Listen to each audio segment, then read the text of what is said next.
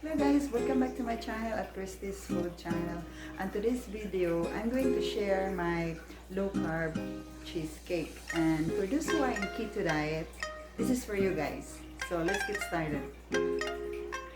For our ingredients, we need 1.5 cup of almond flour. This is for our crush. And we need 6 tablespoons of butter. It should be melted.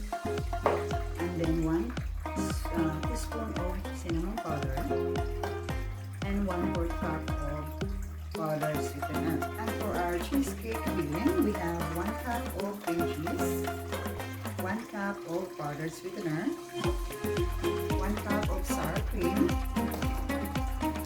5 large of eggs, and 1 teaspoon of vanilla extract. Now we are going to make our crust.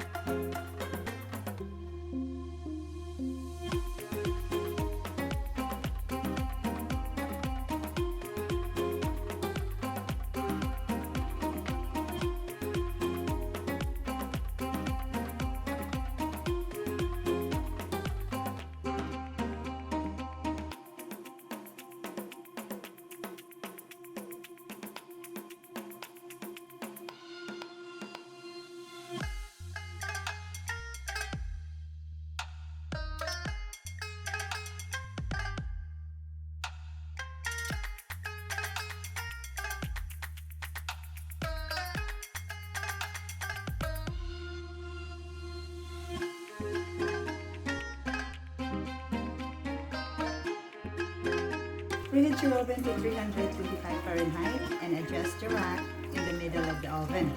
And then check back your cheesecake after 50 minutes.